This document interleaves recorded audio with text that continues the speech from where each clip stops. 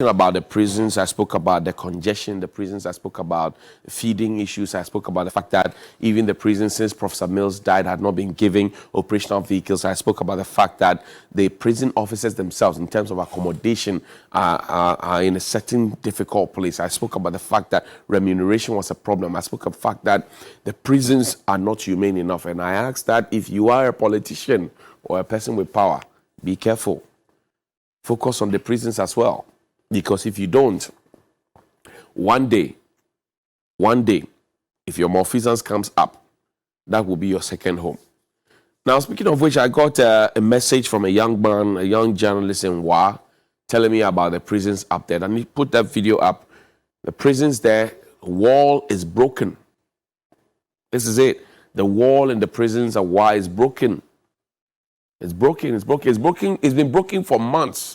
This is a place supposed to be, a confined space that's supposed to be handling the situation of, inmates and all of that. It's broken. It's broken. And we are watching. It's been there for months.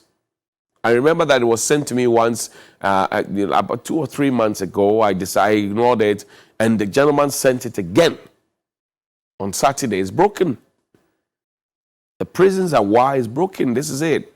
I mean, and it's sad, see, because the institution, if you are seeking to reform somebody, the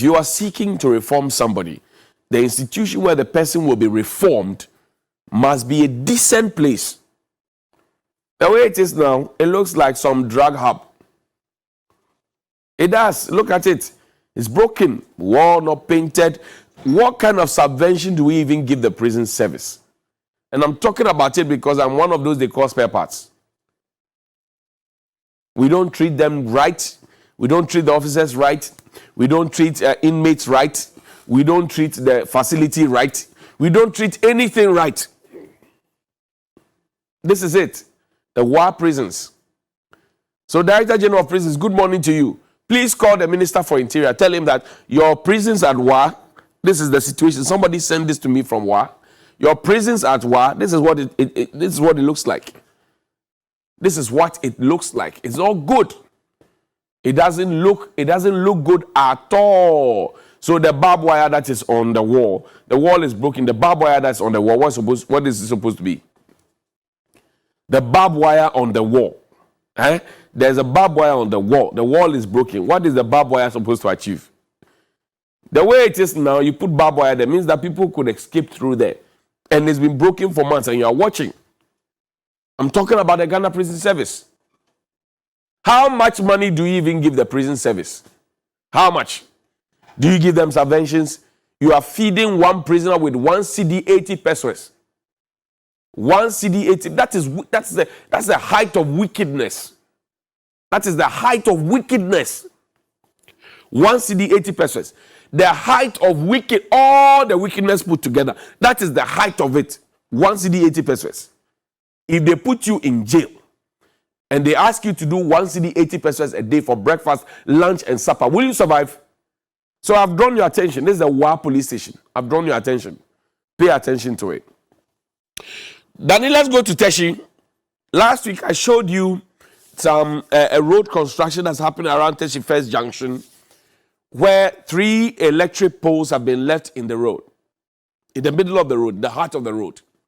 And I know that when I spoke about it, I had some people call me and say, call the contractor. I don't need to call the contractor. The contractor needs to be smart enough. The assembly needs to be smart enough. The people at the Ministry of Roads and Highways need to be smart enough to know that you cannot keep electric poles in the heart of the construction space, the street.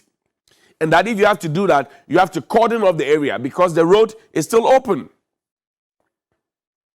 It's a construction site, for God's sake. It's still open. Now we are putting asphalt on the road. So the asphalt we are putting on the road and the poles are still in the heart of the road. Somebody said, look aside, they are putting new poles there that they will transfer that. But say, you are asphalting it. So when will you come and fix it? Will you fix it after you have done with the asphalting or what? This is in Accra, Greater Accra, Teshi. Teshi is not in some what you Fanchinico or some place. Teshi, this is it. Greater Accra, in the heart of the street. Last week I showed you there was no asphalt. We went back to check. There's asphalt on the road now. And you are telling me that, oh, it is not the end, but they will remove. When will they remove it? Why do we do things so recklessly and so dangerously in this country? Why do we do that? Why do we do that? So reckless, so dangerous. Look at it. Look at it. In the heart of the, and my understanding is that somebody says he was not consulted, so they are not interested in what's happening there. The way the road has been constructed now, somebody could use the road and run into the pole. Bam! Then we will call fire service. Then we will call police. Then we will call ambulance service and we ask them to come and fix the problems. But we start the problems on our own and we are paying and facilitating and supervising the problems. What is wrong with us? What is wrong with our Bewale Alo Mini? What is wrong with us? If it's not Kolebu well, it's a Salem well, what is it? This is not good at all. MCE for the Teshi area, I beg you, this is right under your nose. This should not be happening in the Greater Accra region. It should never be happening in the Greater Accra region. That you are constructing a road, there's a pole in the heart of the, then there's concrete under there. So it will take time. So question is this. You have finished asphalting the road. When you want to take off the concrete, you will still mess up the asphalt and have to come back and re-asphalt.